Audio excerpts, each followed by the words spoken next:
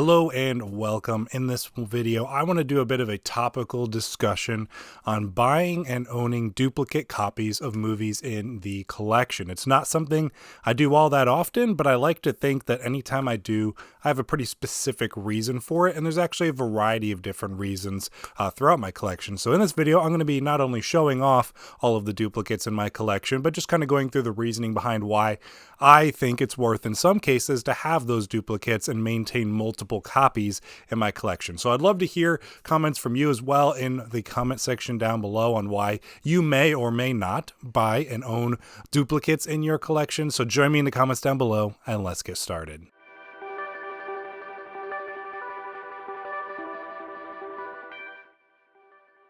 First, I want to start things off with the Alien series. So a couple of the Alien movies I have multiple copies of in my collection. And so first, I do have this limited edition, well, I don't know, it's an anniversary edition, a 35th anniversary edition of the first Alien movie. And then I also have the Alien 4K Blu-ray. So in this case, I'm a huge fan of this series, so I wanted to grab these collector's editions of them just because they come with not only the movie, but some art cards and some booklets and stuff like that. So a really cool edition of the movie, but obviously this is just the Blu-ray, and so I did want to have the 4K for this movie in my collection as well. And I had the same situation happen with the second Alien movie of Aliens, so I got the 30th anniversary Blu-ray set of this one. This one does come in a little bit of a harder Blu-ray case. Same kind of thing though, where you get the Blu-ray, you get some art cards, a booklet, that kind of thing. And then I also have the recently released from last year Aliens 4K Blu-ray. So same situation with both of those, where I wanted to have the 4K movie just to have that as my regular go-to viewing for it, but then more of like a display version of these. I ended up getting both of these used at a secondhand store for I think $10 or $15, so I didn't even have to invest a ton of money to have, duplicates of these in the collection. Majority of the funds for this went towards those Blu-ray 4K versions. So that's one reason why I would have a multiple copies of a movie, in this case being a collector's version and a preferred viewing version in the 4K. Next, a duplicate in my collection, we have Django Unchained. So this is the Blu-ray Steelbook version of Django Unchained, and then this is the 2-movie set for Django Unchained and Inglourious Basterds. So in this case, this was the original version of the movie that I purchased for my collection, and then I was wanting to add Inglourious Basterds to my collection, and where I was shopping secondhand looking for it, this was a cheaper way to get Inglourious Basterds than to just buy the Blu-ray. I think I ended up getting this for $5 or $10, and at the time, the Inglourious Basterds Blu-ray was, more expensive than that. So at some point, I do want to upgrade Inglourious Basterds to 4K, and then I wouldn't necessarily need to have this, but it is kind of cool that two of my favorite Tarantino movies are in the same Blu-ray set. So even still, I might keep it just to this as like a loaner version of these movies just because they're that good. So in this case, it made sense financially for me to just grab the duplicate version to be able to get Inglourious Basterds for a cheaper price than just buying the Blu-ray. Next, we have the big one for my collection. I'm just going alphabetically here, and we have let's do this one first. Let's do the Hobbit trilogy.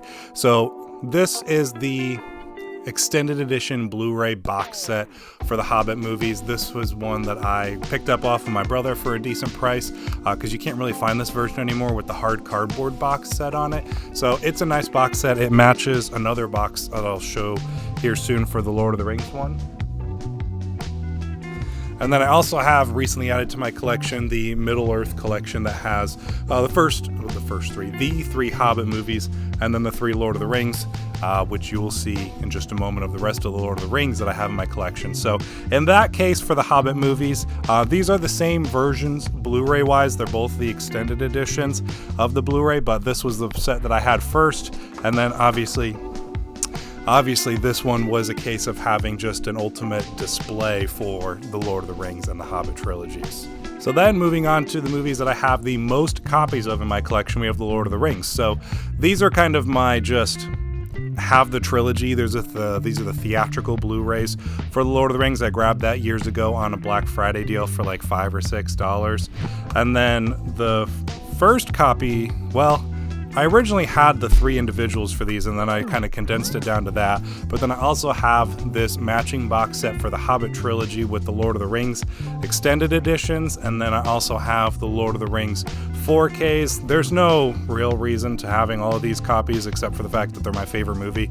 So I wanted to have all the different versions of them, and then I also have the DVD extended editions for the Lord of the Rings trilogy. So I think that adds up to something like 8 copies of the Lord of the Rings. Each one, you know, is a cool set unto itself. These are my default watched versions of the Lord of the Rings trilogy just because it's the 4K, so it's the best version out there to watch.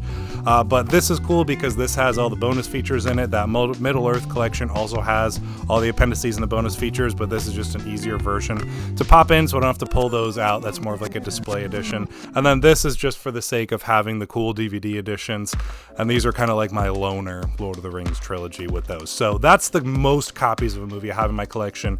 No real justification other than I love the Lord of the Rings trilogy and want to have as many copies of it as I can, at least on the different formats. The only one I would really go for beyond this would maybe be the VHSs at some point, but we'll see if I go that far. Alright, next after Lord of the Rings we have Man of Steel. So this is the regular Blu-ray for Man of Steel, the usually preferred viewing version just because it's easier to pop in than this set here. So this is the metal box steelbook, I guess you could say. The Man of Steel steelbook set, it's the 3D Blu-ray, so there's this cool kind of cardboard opening thing in here that you know, open up the different flaps to access it. It does have the 3D Blu-ray in here, which I don't believe is included in this regular Blu-ray set, so that's cool. This is primarily a display piece. I got it from a friend of mine who used to collect some movies and ended up getting rid of it, asked me if I wanted it, and I was happy to take it and use it as a display piece. So that's simply a case of one of these being more manageable as a display piece, and then this one being the preferred one to pop in the player all the time. Next we have a case of just both steelbooks looking really cool, so I got both versions of it. So this was the originally released Blu-ray steelbook for A Quiet Place that I loved and immediately pre-ordered and grabbed. And then they later released this Mondo steelbook. It's kind of hard to make out in low light here, but it's a really cool kind of slipcover 4K steelbook for the movie. I had wanted to get this one when it originally released, but I never had a chance to grab it. And then one time, I think around Black Friday, it went on sale for like $12, so I ended up grabbing it. And you know, even though this includes the Blu-ray version of the movie, I still love this steelbook as well. It's got some like embossing and debossing on it, which is really cool. So I will definitely keep both versions of this movie's steelbooks in my collection just because they're both really nice steelbooks. Next is a case of just it being practical enough to keep the original version that I bought. So this is the Raid collection. So it's the Raid Redemption and the Raid 2 on Blu-ray. Came in this, you know, cardboard box here, which is nice. And then I also have the recently released Raid Redemption Steelbook. So this is the 4K Steelbook for the movie. So this would be my go-to version to watch of this movie. But I'm not just going to, you know, remove the first Blu-ray from this one just because I have another version of it. So I'm keeping this one together until at some point, if we do get the Raid 2 on 4K and I would buy that, then I would have no more need for this one anymore, as I would have both of them on 4K. So until that time, I'm just gonna go ahead and keep this alternate version as a way to at least be able to watch this movie on Blu-ray, since this is, well, actually, no, this is a Blu-ray and 4K steelbook. So, I mean, it does have both versions of the movie in here, but again, it just makes sense to keep this one since it's a 2-movie set until we potentially get the Raid 2 on 4K.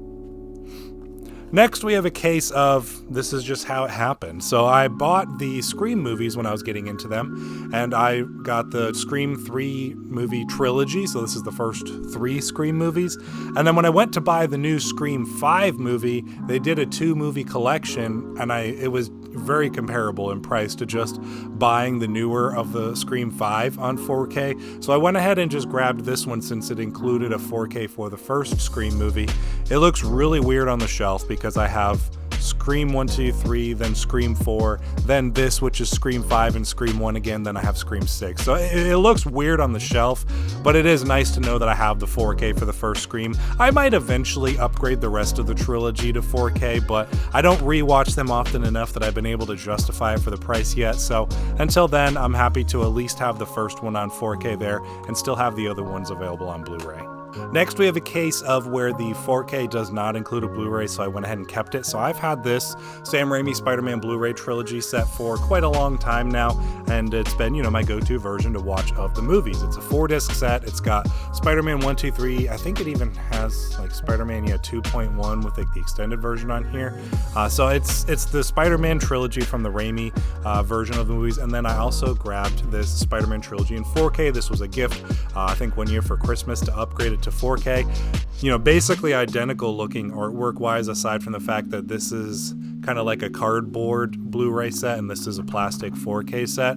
But in this case, the 4Ks came with the 4K disc and then a digital code, which is nice to have the digital codes available. But I mean, if I was in a situation where I wasn't able to watch the digital copies because of lack of internet or something, I did want to keep the Blu-ray set so that I would be able to pop those in and be able to watch the Blu-rays, as well as it would still be a preferred, higher quality version than the 4K discs, just in case. So I went ahead and kept both versions, as I'd gotten a decent deal on the Blu-ray at one point and the other one was a gift. To me, it was worth keeping both sets, and they're some of my favorite movies too, so definitely worth keeping both versions of the trilogy in that sense for me. Next, same situation as the Spider-Man trilogy. I found this at a flea market years ago for like $3, and that was the regular Blu-ray that I had for the Terminator, and then they came out with, not too long ago, the 4K Steelbook for the first one. Beautiful steelbook, one of my favorite steelbooks, probably amazing artwork on it, but this was just the 4K and then a digital code. So if I ever did be in a situation where I wanted to just watch the Blu-ray, or that was all that was available, I'm at someone's house and they don't have a 4K player, I wanted to be able to keep this. So I was going to trade this one in, but I was like, I paid like $2 or $3 for it. It's worth just keeping it, just in the case that I might need to just watch the Blu-ray instead of the 4K, or it wasn't available to watch the digital. So that's a common situation, I think, is when the 4K upgrade doesn't include a Blu-ray and you want to still have that option just in case that situation comes up. It's probably not going to happen all that often, but it's still something you want to be prepared for. All right, and then lastly here we have a situation of a licensing issue. So this is the Pink Panther collection. So these are the original Peter Sellers Pink Panther movies. This is the set that I grew up watching that my dad had. They're some of my favorite comedy movies. This includes I believe it's a 6-disc set, but it includes the Pink Panther, A Shot in the Dark, The Pink Panther Strikes Again, Revenge of the Pink Panther, and Trail of the Pink Panther. So this is the first 2, and then 4, 5, 6. It does not include the third movie because there was a licensing issue when they put this set together. It's a really nice set, really cool box set that has, a lot of cool artwork and stuff like that in it, but it's missing an entire movie in the series. So I'd always wanted to get the third one. I had found it on DVD once, but it was a horrible transfer, so I ended up getting rid of it. And then I was able to get, for my birthday one year, the Pink Panther. This is the Shout Factory DVD collection. There is a Blu-ray release that they did of this one, but it's long out of print, so it's really expensive. This is a reasonable price, and again, I got it for a gift anyways, but this includes all 6 movies, so it is the first 2, and then the Return of the Pink Panther, which comes before the Pink Panther Strikes Again. So now this is typically the version of them I will watch, because Scream Factory does a really good job with transfers. I'm not sure how Metro-Goldwyn-Mayer did on the transfers on these. I've watched them before, but I feel like Scream Factory probably would have done a better job. So these are the usual versions that I will watch of these movies now. But this is a really nice display piece. I have some nostalgia for it because it's the box set I grew up seeing on the shelf at my parents' house, because those were the versions of the movies my dad had. So I keep this for nostalgic purposes and the fact that it's a really cool display edition of the movies. But again, this is my preferred watching for it. But it's another reason to have a duplicate set, in that you might have licensing issues where certain movies aren't included in a set. So those are all of the duplicate movies that I have in my collection, some 4Ks, some Blu-rays, and some DVDs for various different reasons. Again, I would love to have you join me in the comments below with some reasons why you may or may not buy duplicates for your collection. You may just be someone who, as soon as you upgrade, the old one's out the door. So I was that way for a while, but I've come to certain realizations that it's worth keeping duplicates in your collection for maybe licensing issues, an upgraded set not including a previous version of the movie, maybe some special features, that kind of thing. So those are all the movies in my collection I have duplicates of. Again, join me in the comments below with your reasons why or why not you might do that for your collection. So thank you for sticking around to the end. I will see you in the next video.